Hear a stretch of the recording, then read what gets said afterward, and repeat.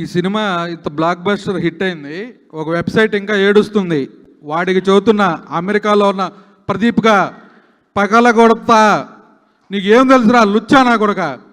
ఈ సినిమాకి నా సినిమాకి డూడికి 196K ఏదో వేస్తున్నావు, కేరా 47K అని. అది తెలుగు తమిళ రా కుక్క.